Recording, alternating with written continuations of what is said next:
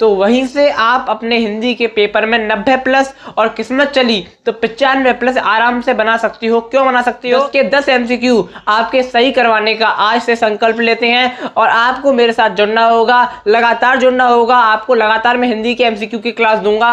उन सबको आपको एक क्या करनी है, अलग से नोटबुक बनानी है, पतली सी नोटबुक बना लो और उस नोटबुक में केवल और केवल हिंदी के MCQ नोट कर डालो और नोट करने के बाद जब भी टाइम मिले उनको पढ़ना चालू करो। लगातार पढ़ो, जितने ज्यादा पढ़ पाओ उतने ज्यादा पढ़ो, आपको फायदा होगा। हिंदी के पेपर के लिए एक सबसे बड़ी स्ट्रेटजी जो मैं आज की क्लास के अंदर आपके साथ में शेयर कर देता हूं, तो देखो वो क्या है। हेलो दोस्तों, स्वागत है आपका नई क्लास में, नए टॉपिक के साथ में। आज हमारी हिंदी की फर्स्ट क्लास होने वाली है और आज से हम हिंदी को स्टार्ट करने जा रहे हैं। तो देखो, सबसे पहली चीज है, आज मैं आपसे बात करने वाला हूं हिंदी के MCQ के ऊपर। जितने भी इंपॉर्टेंट MCQ हो सकते हैं, सारे MCQ आज मैंने व्हाइट बोर्ड पर लिख दिए हैं और इनके ऊपर मैं बात करने वाला हूं। अब ऐसा नहीं है कि केवल इतने MCQ को पढ़कर आप पेपर में क्रांति कर दोगे, नहीं, मैं ऐसा नहीं कह रहा। मैं क्या कह रहा हूं उस बात को ध्यान से सुनना। अगर आपने उस बात को ध्यान से सुन लिया तो ये बात पक्का है कि आप पेपर में 100 में 100 नंबर का पेपर करके आओगे और 100 में 100 नंबर ही पाओगे। तो देखो क्या करना है। सबसे बड़ी मेन चीज, हिंदी के पेपर के लिए एक सबसे बड़ी स्ट्रेटजी जो मैं आज की क्लास के अंदर आपके साथ में शेयर कर देता हूं,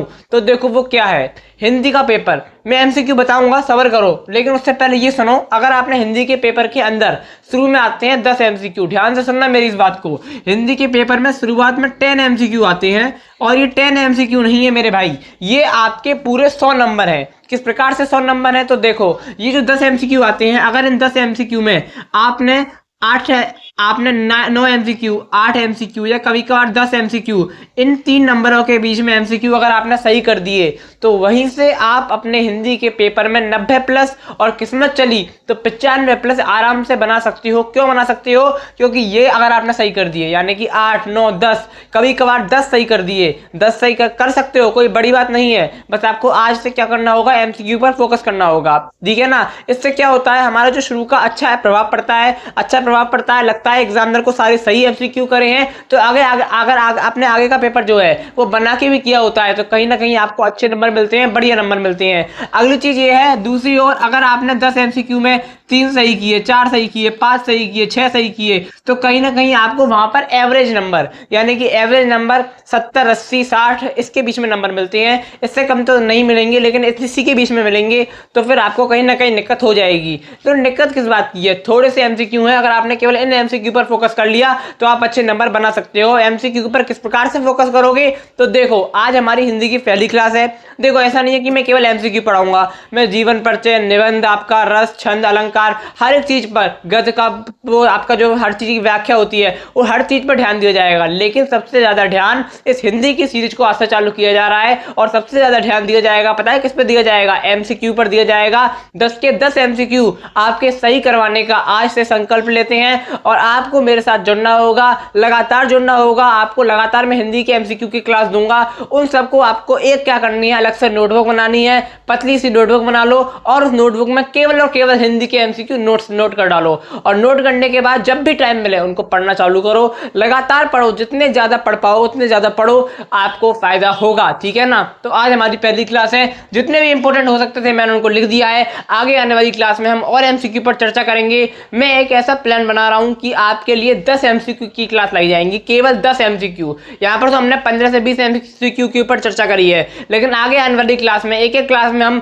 30-30, 50-50 MCQ के ऊपर चर्चा करेंगे और आपको मैं 10 क्लास दूंगा। उन 10 क्लासों में जितने मैं MCQ आपको बता दूंगा उतनों को अगर आपने पढ़ लिया तो आप 10 में 10 जो MCQ है वो सही करके आओगे, इस बात की गारंटी है, ठीक है ना। तो देखो, आपको क्या करना है, सबसे पहली क्लास है तो पहली क्लास को सबसे पहले फॉलो करना है, उसके बाद आगे बढ़ते जाना है। तो देखो, सबसे पहला MCQ आपका लिखा हुआ है, राम की शक्ति पूजा एवं सरोज स्मृति कविता के रचयिता है तो कौन है? सूर्यकांत त्रिपाठी निराला है। अब मेरी बात को समझते चलो, राम की शक्ति एक अलग है, राम की शक्ति पूजा अलग है एवं सरोज स्मृति अलग है। हो सकता है केवल सरोज स्मृति के रचनाकार पूछ ले तो वो कौन है? सूर्यकांत त्रिपाठी निराला जी हैं। ये बात आपको ध्यान रखनी है, क्वेश्चन घुमा के पूछ सकता है लेकिन आपको घूमना नहीं है। अगला है कामायनी के प्रथम सर्ग का क्या नाम है? चिंता नाम है। बहुत बार पूछा गया है, जितने भी रिपीटेड क्वेश्चन है मैंने यहाँ पर नोट किए हैं, ठीक है। अगली चीज है विनय पत्रिका किस काल की रचना है? तो वो भक्ति काल की रचना है।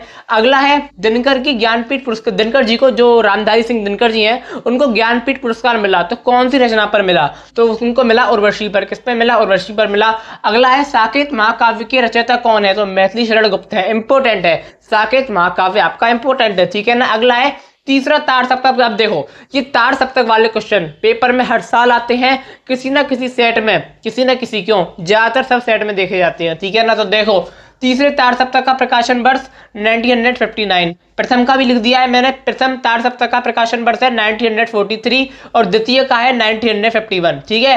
पहला कब है? 1943, दूसरा कब है? 1951 1951 और तीसरा कब है? 1959 और तीनों के रचयिता कौन है? अज्ञेय जी हैं, ठीक है। अगला है एकांतवासी योगी किसकी रचना है? तो वो किसकी है? श्रीधर पाठक जी की है।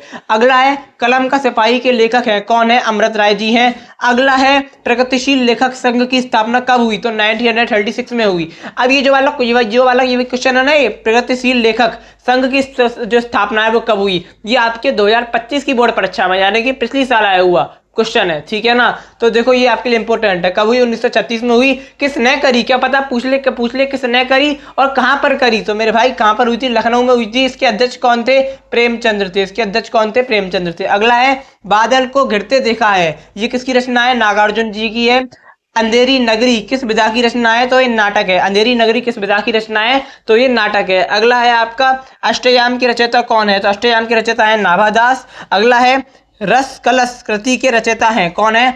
अयोध्या सिंह उपाध्याय हरिओध जी हैं। अगला है भाषा योग वशिष्ठ के लेखक कौन है? इंपॉर्टेंट क्वेश्चन है। यहाँ पर जो नीचे के 3-4 क्वेश्चन लिख रहे हैं ये आपके 2025 की बोर्ड की परीक्षा में आए हुए हैं और इस बार भी आने की चांस रखते हैं, ठीक है ना। तो कौन है इसके? कौन है? राम प्रसाद निरंजनी है। कौन है? राम प्रसाद निरंजनी। अगला है आपका छड़ बोले कड़ मुस्कुराए, रचना की विधा है, किसकी विधा है? संस्मरण की विधा है, यानी कि छड़ बोले कड़ मुस्कुराए ये किसकी रचना है? ये बताओ मुझे किसकी रचना है? छड़ बोले कड़ मुस्कुराए कौन किस विधा की रचना है? ये आपके संस्मरण विधा की रचना है। और छड़ बोले कड़ मुस्कुराए किसकी रचना है? ये आपको पता होगा, नहीं पता तो गूगल पे सर्च करो और कमेंट करके बताओ किसकी रचना है, ठीक है ना। क्योंकि अगर आप गूगल पे कुछ ही सर्च करोगे तो जो चीज आपके माइंड में ऑटोमेटिक फिट हो जाएगी, इसलिए मैंने आपको सर्च करने को दिया है और ढूंढने को दिया है और बताने को दिया है कमेंट में किसकी रचना है, आपको बताना है। छड़ बोले कड़ मुस्कुराए किसकी रचना है? ये संस्मरण विधा की है, वो तो है, लेकिन किसकी है वो आपको बताना है।